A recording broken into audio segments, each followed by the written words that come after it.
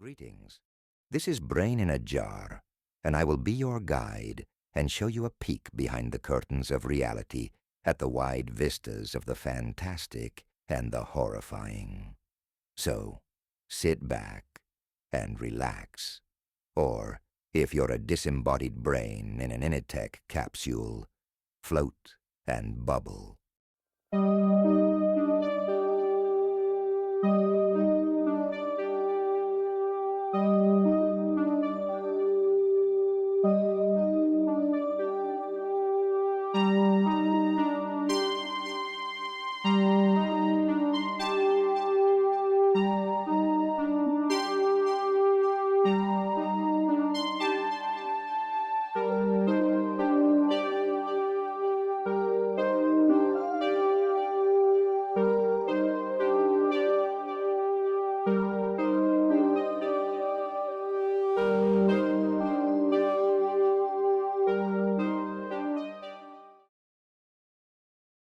Tonight's offering is a trippy one. Have you ever felt like your mind was unraveling at the seams? That you were losing every thread of consciousness and sanity? You're not alone. We are proud to present to you String Theory by Tesla, narrated by the Initech Scanatron, who just recently gained sentience. We say congrats to Stan the Scanatron, and we say to you, enjoy.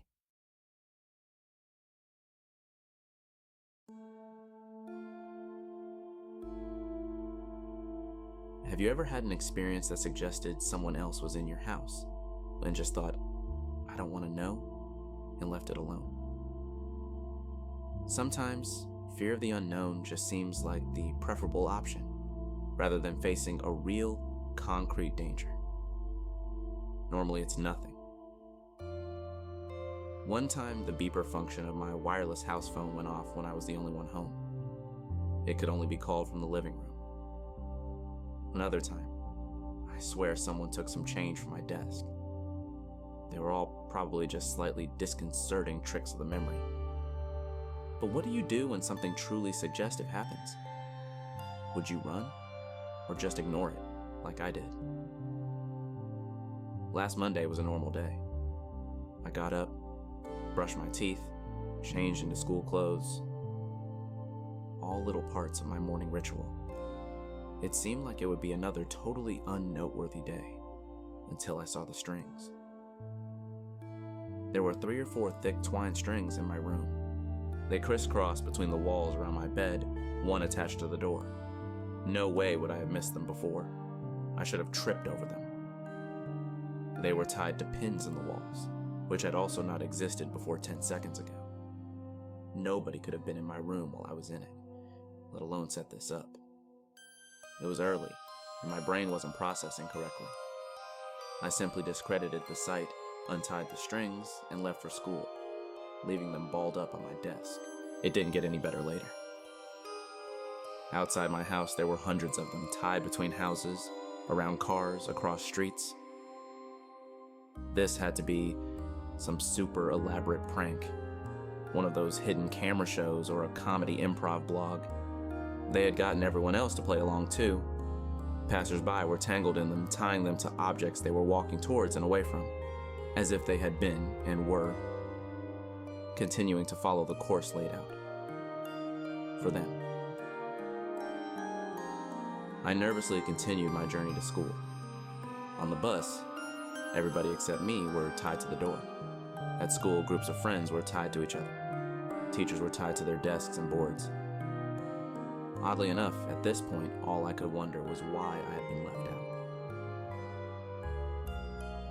When my friend Lucy sat beside me in the first period, she simply plonked her bag down on my lap and rested her chin in her hand, looking right past me to the window outside. Hey, Lucy. No response. Come on. I didn't expect you to be in on this too. She sighed and started taking books from her bag. All the books were tied to her hands. I grinned and yanked one of the strings off a book.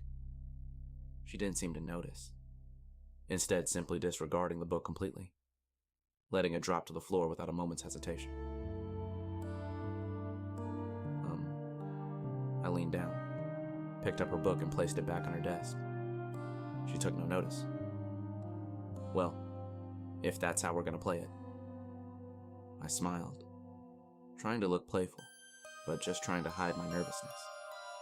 I bundled all the strings attached to her together with one hand, then pulled them all free. She blinked, turning to stare at me.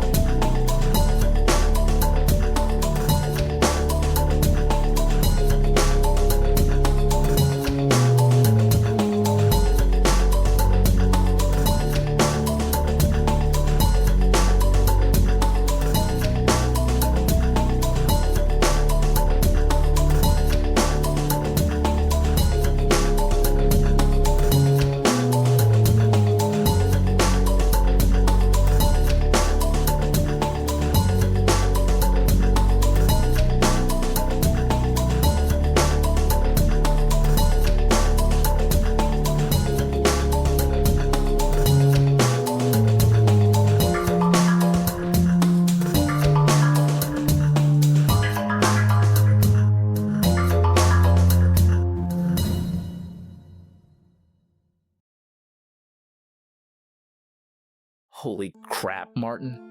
You're like a ninja or something. I've been sitting here for maybe 10 minutes. I smiled again, relieved my friend had finally noticed me. Where did all these strings come from? She gasped, seemingly noticing them for the first time. I assumed you were all fucking with me. Lucy stood up, backing into a corner. No one else in the class noticed. They weren't here a minute ago. Do you see them too? Her tone made it clear she was genuinely scared. No. Didn't you? I was interrupted by my teacher slamming the door behind her. Everyone except me and Lucy murmured a good morning, and still no one seemed to pay either of us any attention. People have been ignoring me all day, I said to Lucy before turning to our teacher. Hey, dumb bitch. You can't teach for shit. No reaction. I'm getting away from all this shit. Lucy pulled a few strings aside and left the class. I followed, and surprise, surprise, no one else noticed. We wandered the corridors, leaving and entering classes as we saw fit. Whenever we untied a chair or book from someone else, it was like it suddenly didn't matter to them. It didn't exist. I showed Lucy the street outside. There were more strings than when I came in this morning. Twice as many. We carefully picked our way through the tangle, making our way to a nearby coffee shop. Not particularly grand, I know, but what would you do in our situation? As I said, fear of the unknown sometimes seems like the safer option. On a few occasions, I suggested we untie a few more people. Lucy was opposed to it, remembering how terrified she'd been. In the coffee shop, we grabbed a couple of sandwiches and drinks from the fridge. We found a table, untied all strings attached to the chairs, and sat down. We both ate in silence. Both of us too scared. Both of us distracting ourselves by watching the strangers in the shop, oblivious to the strings. After 20 minutes, Lucy spoke up. "Now she's gonna take that sandwich," she said, pointing at a woman across the shop.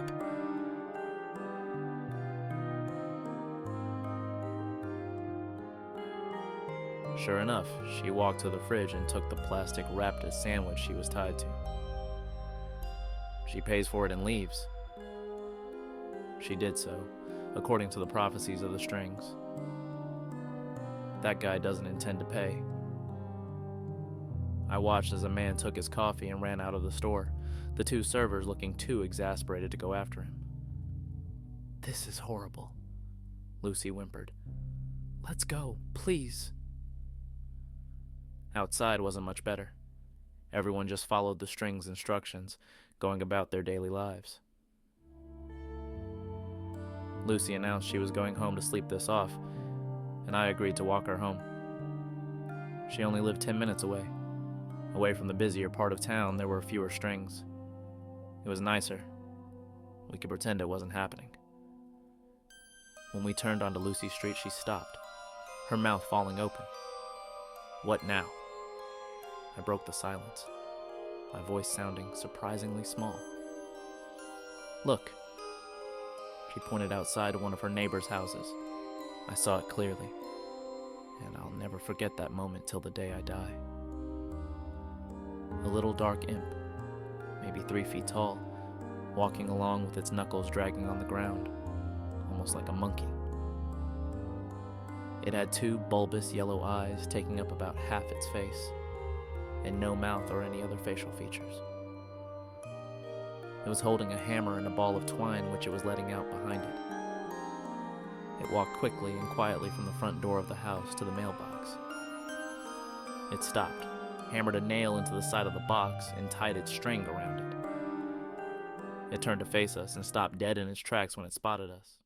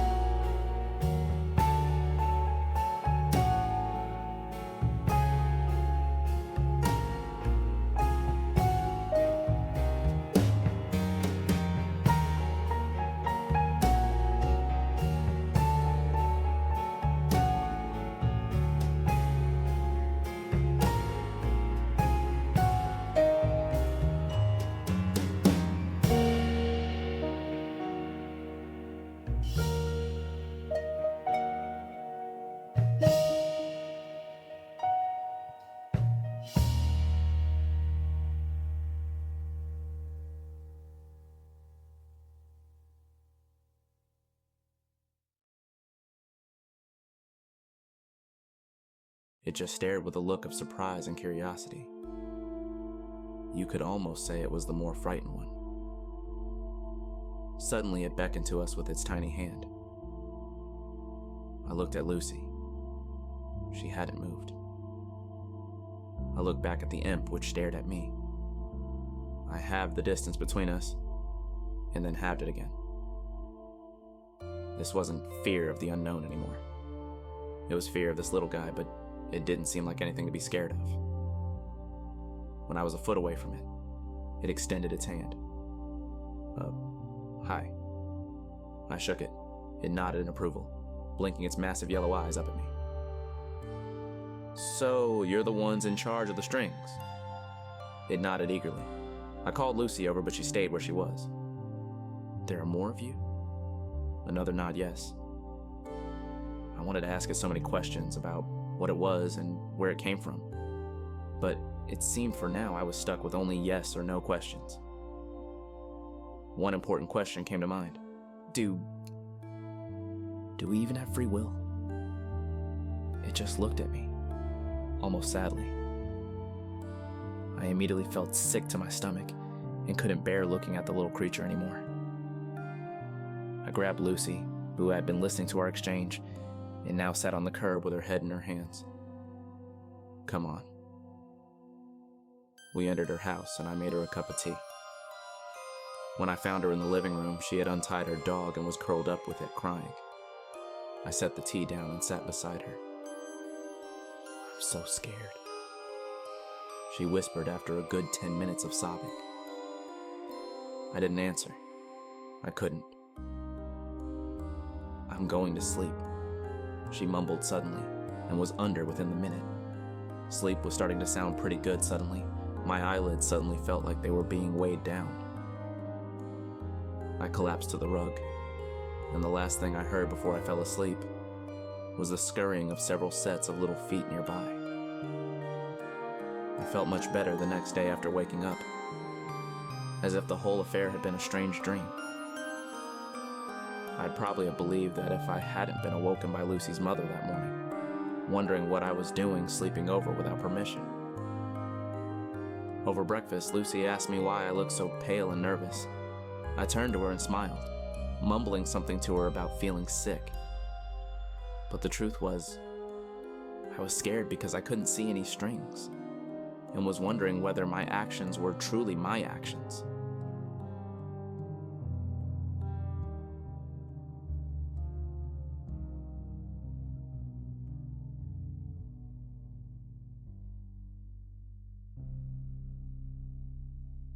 I hope you enjoyed tonight's broadcast. I know I did.